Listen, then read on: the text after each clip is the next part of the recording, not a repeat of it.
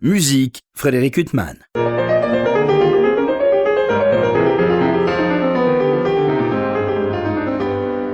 Bonjour Frédéric Huttman au micro, j'ai le plaisir de vous retrouver pour un nouvel entretien. Aujourd'hui j'ai l'immense plaisir d'interviewer par téléphone Fabrizio Chiovetta. Bonjour. Bonjour. Je vous interviewe à l'occasion de la parution d'un disque magnifique qu'en tant que pianiste vous avez consacré à Robert Schumann. C'est votre, je crois, 4e disque pour le label Aparté en solo, puisque vous avez enregistré également avec le clarinettiste Patrick Messina, mais après Bach, Beethoven et Mozart, dans le désordre, eh bien on est confronté à Robert Schumann. Comment vous en êtes arrivé justement après ces 3 précédents compositeurs à enregistrer ce disque consacré à Schumann?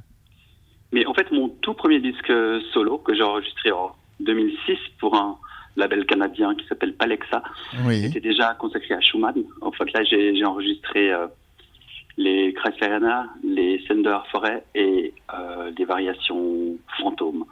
Et donc j'ai là, envie de revenir à Schumann, qui m'est particulièrement cher. Oui, alors, mais en fait, quand je regardais votre discographie, et on va parler aussi des disques que vous avez enregistrés avec le clarinettiste Patrick Messina, il y a un disque consacré à la musique américaine, un disque consacré à des compositeurs comme Arvo Pärt, et puis un disque consacré à Robert Schumann, justement.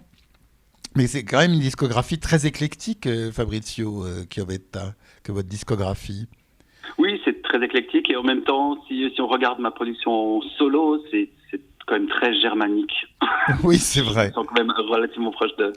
Donc vous êtes italo-suisse en quelque sorte, ou comment on dit Exactement. Oui, je suis né en Suisse de parents italiens, donc j'ai 2 nationalités. Et vous êtes attiré par cette musique germanique, quoi, depuis toujours ou... Depuis toujours. J'ai eu un premier professeur avec qui j'ai travaillé longtemps qui était organiste. J'ai beaucoup travaillé de Bach avec lui. Beaucoup de musique classique viennoise, beaucoup de musique contemporaine, et j'ai gardé les romantiques pour plus tard.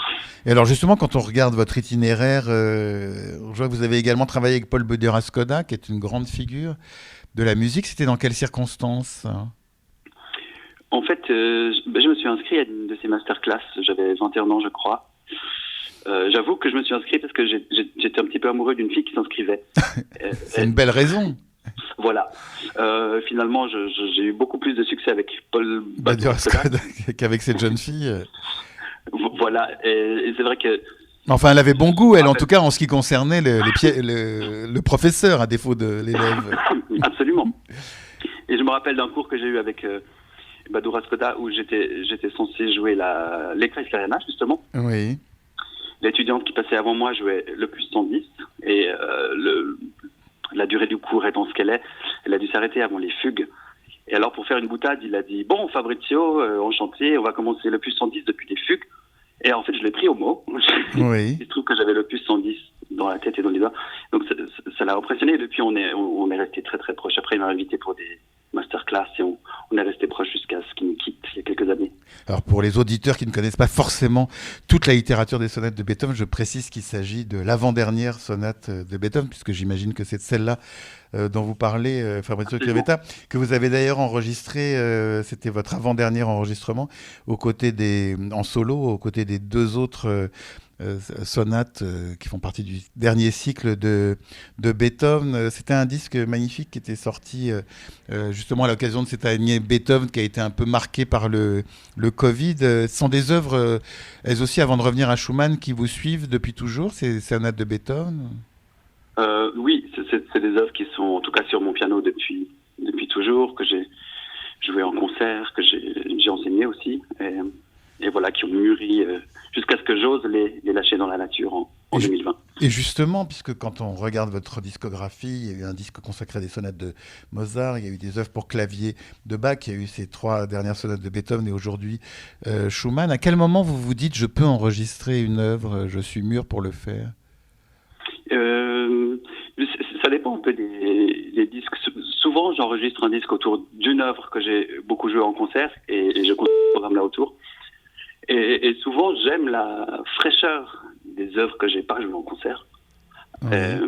Et il se trouve que pour ce disque Schumann, c'était pas des choses qui étaient très jouées en concert. J'ai vraiment presque appris ce répertoire pour le disque avec plutôt l'idée de le jouer après. Et alors justement ce disque, c'est un thème, c'est un Schumann nostalgique, c'est un Schumann tourmenté, comme souvent chez Schumann, mais qui était dans ces années, de la fin des années 1830, confronté à ses amours malheureuses avec Clara, puisque vous avez enregistré La Fantaisie, qui est une œuvre de 1836-37. Il y a les scènes d'enfants un peu postérieures, l'Arabesque, et puis vous terminez ce disque avec une pièce de l'album pour la jeunesse. C'est un disque très tourné vers justement la nostalgie, l'enfance. Fabrizio Chiavetta, quand même. Ça commence par la fantaisie, ça continue par cette arabesque, les scènes d'enfants. C'était une volonté au départ de faire un disque autour de la fantaisie et le reste est venu après? Absolument, oui. La fantaisie était vraiment le centre du propos et j'ai beaucoup réfléchi, changé d'avis et il me semblait que c'était la chose la plus cohérente. Ça permettait de mettre en confrontation la grande forme de la fantaisie qui est une espèce de sonate finalement avec les miniatures des scènes d'enfants et l'arabesque qui est une pièce isolée. Et il y a aussi une cohérence tonale, il y a toutes ces pièces qui tournent autour de do majeur, sol majeur, donc on reste un petit peu dans cette ambiance. J'ai hésité à ajouter les Blumenstück qui sont le plus 19 qui suivent l'arabesque dans le catalogue. Et voilà, vu qu'elle est en ré bémol majeur, je trouvais que tout à coup on était dans un autre univers, on aurait peut-être perdu en cohérence. Et puis cette pièce de l'album de la jeunesse fait assez copieusement référence à la dernière des scènes d'enfants, le poète parle, ainsi qu'à la coda de l'arabesque, avec ce côté improvisé, parlando. Et je trouvais que ça fermait bien, comme une espèce de bis, le programme. Oui, tout à fait. D'ailleurs, on peut commencer par l'arabesque, parce que cette arabesque qui est une œuvre avec un thème délicieux. Elle se termine aussi de manière, effectivement, comme vous le soulignez, comme les scènes d'enfants, une sorte de poète qui parle. C'est très étonnant, cette fin de l'arabesque. Oui, tout à coup, parce que c'est aussi, on arrive avec des éléments thématiques qu'on n'a pas eu avant, et cette espèce de post-lude, je trouve cette musique bouleversante. Mais ça, c'est un côté schumannien extraordinaire, c'est-à-dire que vous écoutez de la musique qui est très belle, voilà, l'arabesque ou d'autres, et puis à un moment, il vous cueille sur un thème bouleversant, il vous saisit comme ça, sans prévenir. Exactement, ou de temps en temps, c'est comme si on passe de l'autre côté du miroir, tout à coup on est dans un autre monde avec des modulations qui peuvent être complètement abruptes et géniales. D'ailleurs, puisque vous parlez de l'autre côté du miroir, Fabrizio Chiavetta, la pochette de ce disque et les photos qui accompagnent le texte de ce disque paru pour Label Aparté, elles sont très très belles. Elles sont toutes dans une tonalité nocturne, bleutée. Il y a des ruines, il y a des montagnes. Vous-même, vous êtes photographié sur un fond de montagne un peu nocturne. C'était une volonté comme ça, romantique Oui, alors je voulais absolument une ambiance nocturne. Alors, est-ce l'aube ou le crépuscule? Ouais. Et donc, j'ai fait venir la photographe pendant toute la session d'enregistrement. Lily Rose, elle s'appelle, cette photographe. Voilà, Lily Rose. Et elle a aussi fait un petit film, un teaser qui annonçait la sortie du disque avec la Traumerei, la rêverie. Et c'est vrai que finalement, celle qui a découvert en faisant des recherches ces ruines splendides, qui sont des bains désaffectés du 19e siècle, nichés au milieu de la montagne. Et voilà, un des premiers titres de la fantaisie était aussi ruine, donc c'est pour ça que je me suis dit qu'il y avait une forme de cohérence. Et puis, ces montagnes avec ce fond, j'avoue que c'était quand on partait de l'enregistrement pour rentrer autour de 3-4 heures du matin. Voilà, donc d'où la belle lumière. Voilà, alors cette fantaisie opus 17 en ut majeur, elle commence par un thème très tourmenté. D'ailleurs, Fabrizio Chiavetta, est-ce que vous êtes demandé si vous alliez commencer le disque par la fantaisie ou ça s'est imposé de soi-même? Ça s'est imposé, c'était pas du tout mon projet. J'en ai beaucoup parlé aussi avec la post-production, avec mon entourage et voilà, je crois que j'avais bien envie de commencer de manière assez cash ce disque, avec la chose la plus tendue finalement, avec ce long mouvement do majeur qui dure 12 minutes et qui se résout seulement à la fin. Et voilà, c'est quelque chose dont j'ai beaucoup parlé, j'ai beaucoup hésité. J'avais d'abord pensé commencer par les scènes d'enfants, j'avoue. Alors cette fantaisie, elle était destinée au départ à un monument pour commémorer Beethoven. C'était une commande aussi avec Franz Liszt et d'autres. Finalement, elle est dédiée à Franz Liszt, qui lui-même, en retour, a dédié sa sonate à Robert Schumann. C'est aussi un disque sous le signe de cette amitié entre ces compositeurs. C'est vrai, il se trouve que pour moi, c'est probablement les deux plus belles sonates romantiques. Probablement les deux plus belles sonates après Schubert. Oui, enfin les sonates que vous les considérez pas comme romantiques, les dernières sonates de Beethoven que vous interprétez? C'est pour ça que j'ai dit après Schubert. Ah pardon, excusez-moi. Oui. Mais je les considère plutôt classiques, j'avoue. D'accord. Alors, donc effectivement, il y a un côté, et puis bon, cette fantaisie, elle est extraordinaire, mais le troisième mouvement, c'est quelque chose d'absolument sublime, ce mouvement lent. C'est Fabrizio Chiavetta, quand on aborde ce mouvement lent qui est aussi bouleversant, il se pose quand même la question du tempo, ni trop vite ni trop lent, non? Oui, c'est la question. Et puis c'est vrai que dans des conditions d'enregistrement qui sont aussi luxueuses, j'ai envie de dire, avec piano que j'aime beaucoup, une acoustique qui est très généreuse, on aurait tendance à se tasser. Et je pense que voilà, évidemment, j'ai essayé plusieurs options, mais j'ai opté pour la prise la plus allante. Oui, c'est ça, c'est un tempo non pas vif, mais plus allant que certaines versions qu'on peut connaître de cette fantaisie. Ouais, mais je pense que c'est important pour garder l'attention large et voilà, peut-être que je la jouerais un tempo en dessous si c'est en concert, je sais pas, mais pour un disque, il me semblait qu'il fallait faire comme ça. Quand on écoute cette fantaisie au concert, alors moi j'ai toujours très peur pour le pianiste à la fin du deuxième mouvement. Qui a l'air, comme le reste d'ailleurs, qui a l'air redoutablement difficile. Ça a l'air épouvantablement difficile, ce deuxième mouvement de cette fantaisie. Tous les pianistes sont toujours très curieux. Je les soupçonne d'écouter ça avant le reste. Oui. Mais finalement. Non, mais je me souviens que, voilà, pour être vraiment sûr de l'avoir tel que je voulais, le directeur artistique, Nicolas Bartholomé, m'a suggéré, une fois que le disque était en boîte, de rejouer le deuxième mouvement, parce qu'il était sûr qu'avec cette tension en moins, cette coda serait passée comme une lettre à la poste. Et il avait eu bien raison, puisque c'est finalement cette prise-là qui a servi. En tout cas, c'est absolument magnifique. On va faire un détour, Fabrizio Chiavetta, par une autre actualité, puisque vous allez donner des concerts. Alors, pour nous, c'est un peu compliqué, parce que c'est pas l'Amazonie, mais ils sont en Suisse. Notamment, vous allez interpréter une œuvre de Brahms qui est absolument magnifique, Die schöne Magellan, la belle Magellan, aux côtés de Marc Keller et de Christian Himmler, le baryton Christian Himmler. Alors, Marc Keller, on connaît ses accointances avec la musique. Elle a même mis en scène de l'opéra.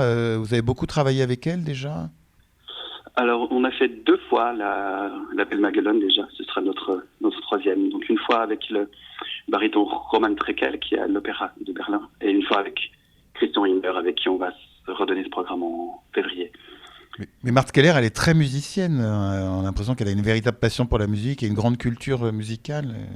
Absolument, et elle a fait des superbes mises en scène. Elle a fait les dialogues des Carmélites, notamment. Don Giovanni, je crois aussi. Oui, c'est dommage qu'elle ait arrêté de mettre en scène des opéras, parce qu'elle avait un énorme talent dans ce domaine. Et puis, elle a un grand talent de conteuse.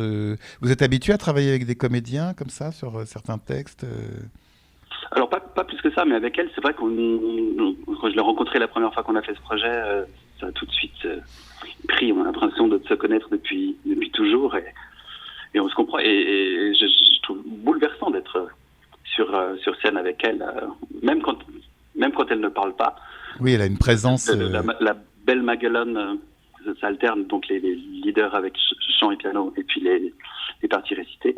Et c'est vrai que même quand elle écoute, juste les leaders, une manière d'occuper l'espace, d'être tellement belle. Moi, je vais vraiment me concentrer pour jouer correctement. Vous retrouverez Marthe Keller le 20 mars à Genève, dans la salle du Conservatoire.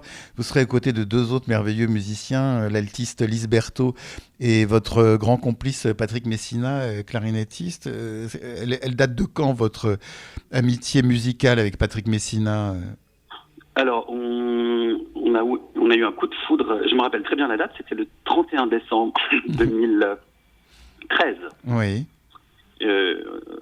voilà, j'avais été invité par la productrice de radio Ariel Buteau à France Musique pour un concert un petit peu improvisé pour le réveillon. Oui, parce que précisons quand même, pour ceux qui ne le savent pas, qu'il est le clarinettiste solo de l'Orchestre national de France, Patrick Messina.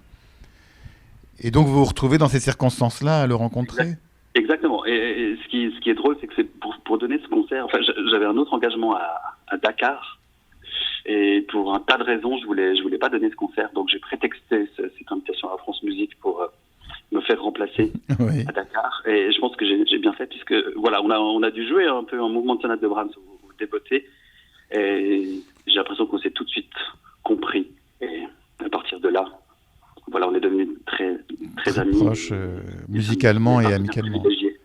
D'ailleurs, vous avez enregistré 3 disques mémorables avec lui. L'un qui s'appelle Songs, où on trouve des œuvres américaines, notamment la sonate de Leonard Bernstein, sa première œuvre publiée, des œuvres de Copland, de Charles Ives et même de André Previn. Et puis un autre disque consacré à Arvo Pärt, Gorecki, Kaléidoscopique, et puis un disque consacré à votre grand amour qui est Robert Schumann. Vous êtes rejoint par l'altiste Pierre Lehner. Schumann, il vous suit depuis toujours aussi? Oui, il me suit depuis toujours. Je me rappelle assez clairement mon coup de foudre. J'étais adolescent, je crois, et c'était le disque de Michelangelo qui jouait le Carnaval et le Carnaval de Vienne. Oui. Et voilà, j'ai acheté ça complètement par hasard et j'ai été sous le choc. Alors que ce ne sont pas vraiment deux œuvres que j'ai particulièrement envie de jouer pour l'instant, mais je me rappelle que c'était un véritable tournant. Alors votre disque, pour revenir à ce disque qui débute par la fantaisie, il continue par l'arabesque qu'on a déjà évoqué, et puis il y a ces scènes d'enfants. Alors ça, c'est une des œuvres les plus célèbres de Robert Schumann, 13 morceaux évocateurs de l'enfance. Rarement un compositeur a comme ça touché l'enfance du doigt de manière aussi émouvante que Robert Schumann. Oui, c'est vrai. Et c'est comme s'il faut parfois... Mais lui-même disait dans une lettre à Clara qu'elle devait peut-être oublier tout ce qu'elle savait au piano, en tout cas en termes de virtuosité, pour essayer d'atteindre une espèce d'innocence qui est pas évidente sous des micros. Oui, avec une œuvre qui débute justement par un thème tellement émouvant et puis qui se termine par les 2 derniers morceaux qui sont absolument aussi bouleversants, Fabrizio Chiovetta, c'est-à-dire que notamment le poète parle qui clôt ces scènes d'enfants, c'est quasiment le pianiste qui s'en va.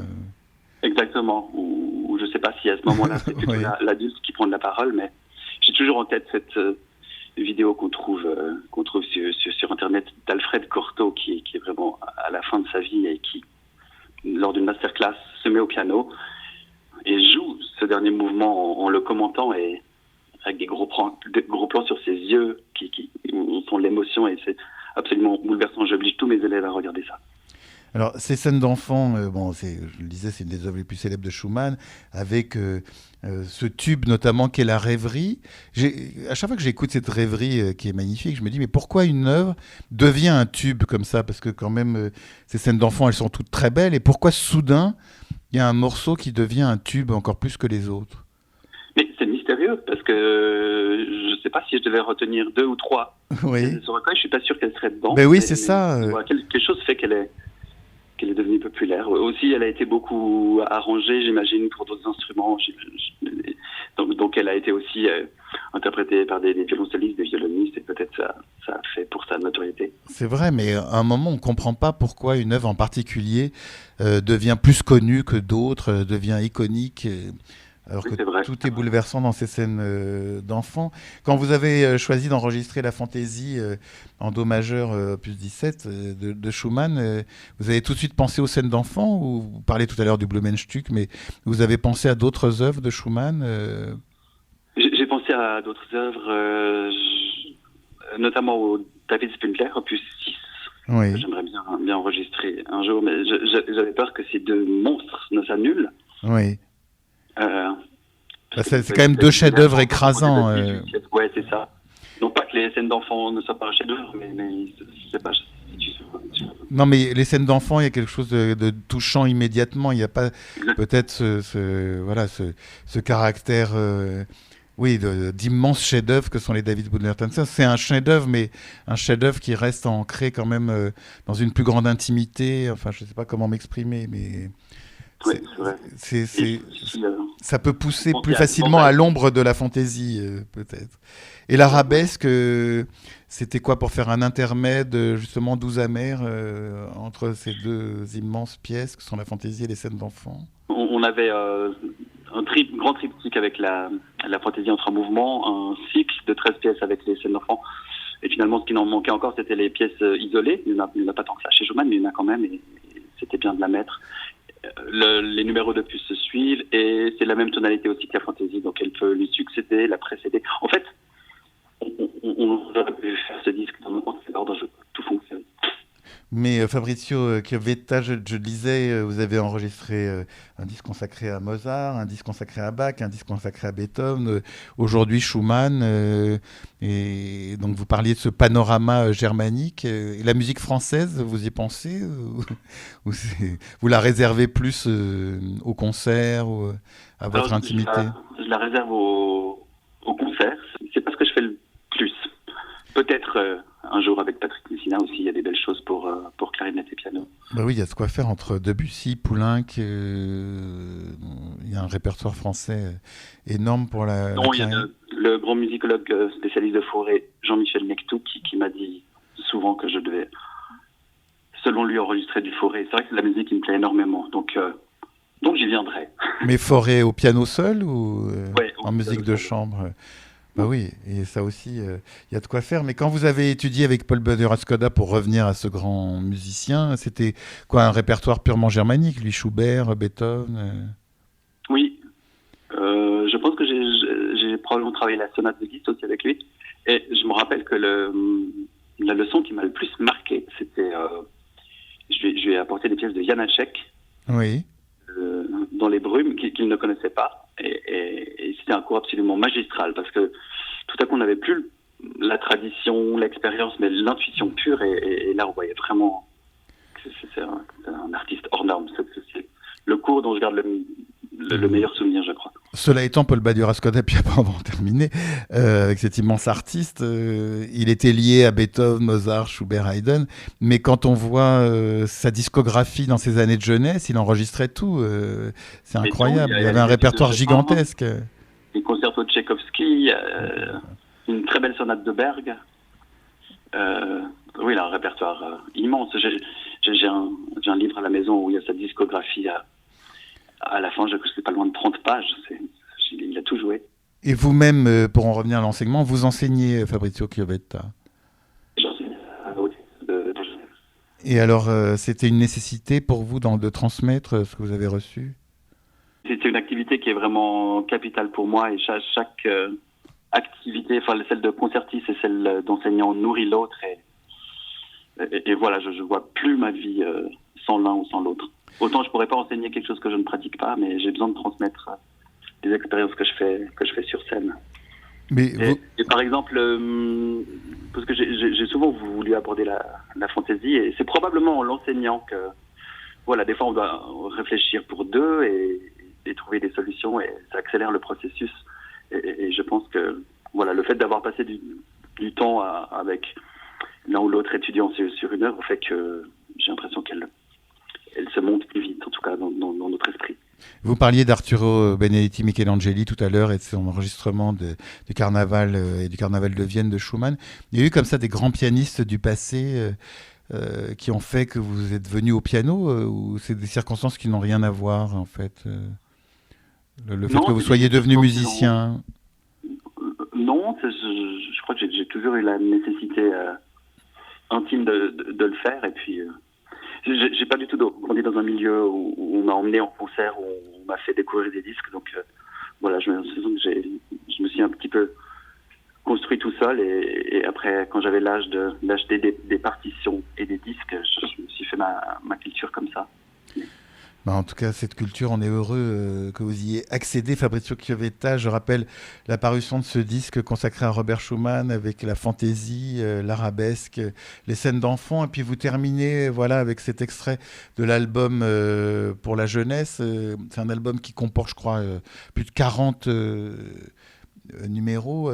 Vous avez choisi, pourquoi vous avez choisi cette œuvre comme ça, qui termine ce disque, parmi tout l'album?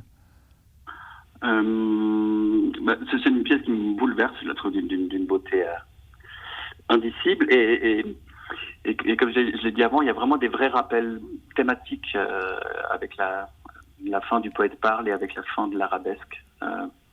Donc je trouvais que ça résumait bien le disque. D'ailleurs, j'avais d'abord pensé de le mettre comme une piste fantôme, de ne pas le créditer sur le disque. Ah oui. Et après, je me suis dit qu'il méritait sa place comme les autres. Alors j'ai décidé de le faire figurer au même titre que le reste du programme. Oui, c'est vrai. Puis il y a des gens qui auraient cherché pendant une éternité, puis ça aurait peut-être gâché leur plaisir, le temps qu'ils auraient passé à enquêter sur cette... Et j'avais déjà fait le coup avec Mozart, où il y a une piste fantôme, où je joue l'adagio pour harmonica de verre. Tout à fait. Pour ceux qui n'auraient pas reconnu. Mais on va peut-être pas parler de vos projets dans l'immédiat, parce que vous avez exploré Mozart, Bach, Beethoven, Schumann. Ce sera un invité surprise le prochain, ou vous savez déjà qui c'est sans vouloir le dire. Hein.